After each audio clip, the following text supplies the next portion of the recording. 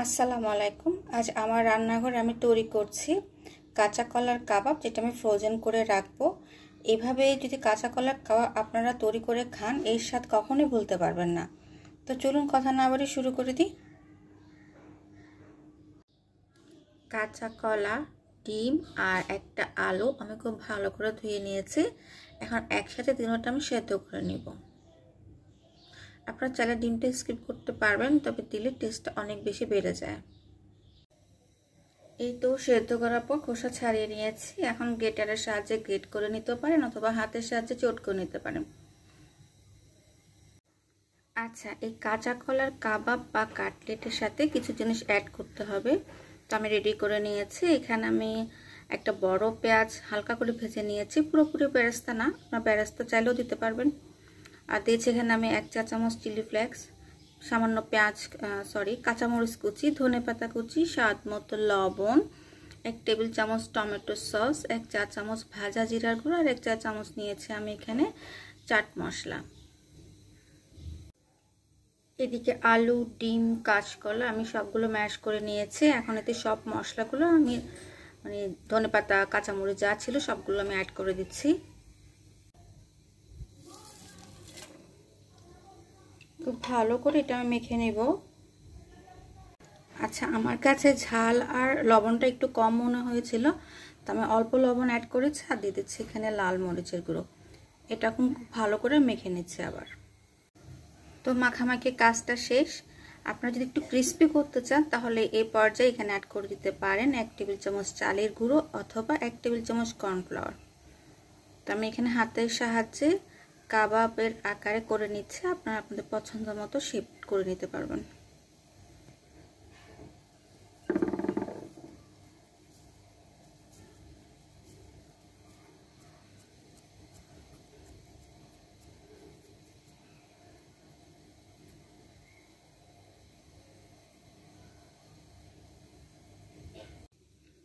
এই তো আমি সবগুলো কাবাব বানিয়ে নিয়েছি। আর হ্যাঁ, এখানে একটা কথা বলি, আমি যে পেঁয়াজটা ভাজা করে দিয়েছি তার কারণ হচ্ছে প্রচণ্ড গরম।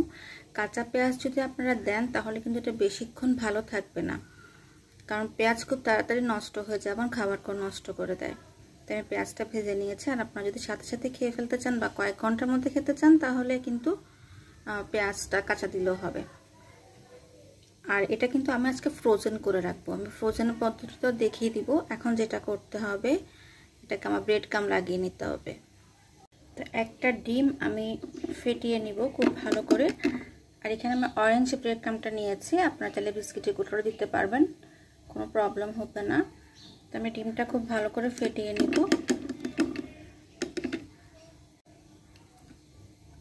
ফেটানোর পর এইভাবে করে কাবাবগুলো ডিমে ভালো মতো যাতে লাগে সেভাবে একটু ডুবিয়ে নিব।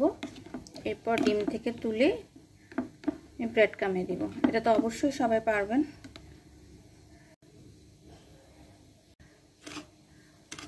চামচের সাহায্যে আমি এটা লাগিয়ে নিব।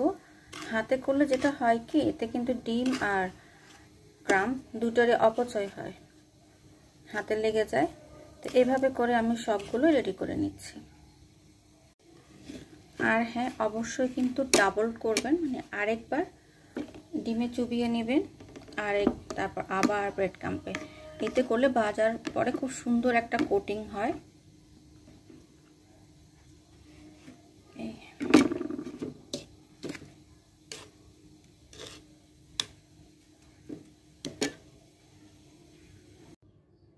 ব্রেড ক্রাম্ব লাগিয়ে নিয়েছি। এবার আসি ফ্রোজেনের ব্যাপারটা। ফ্রোজেন করতে চাইলে এভাবে একটার সাথে যাতে একটা লেগে না যায়, সেটা কাবাব, সিঙ্গারা, সমোসা, রোল যেটাই হোক, একটু গ্যাপে গ্যাপে রেখে ডিপ ফ্রিজে রেখে দিতে হবে 1 ঘন্টার মতো। এরপর একটা জিপলক ব্যাগ অথবা একটা বক্সে করে, এয়ারটাইট বক্সে রেখে দিতে পারবেন। এভাবে কিন্তু 1 মাস পর্যন্ত রেখে আপনারা খেতে পারবেন। আর হ্যাঁ, ভেজে নেওয়ার সময় কিন্তু তেলটা ভালো করে গরম করে মিডিয়াম ফ্লেমে এটা ভাজতে হবে। আঁচ খুব বাড়িয়ে দেওয়া যাবে না, এতে উপরের দিকটা পুড়ে যাবে। একটু সময় নিয়ে ভেজে নিলে খুব বেশি ক্রিস্পি হবে আর খেতে অনেক ভালো লাগবে। তো ভাজাভুজির কাজটা সবাই করতে পারেন, ওটা আর দেখালাম না। আজ এ পর্যন্তই। সবাই ভালো থাকবেন, সুস্থ থাকবেন, আমার জন্য দোয়া করবেন। আল্লাহ হাফেজ।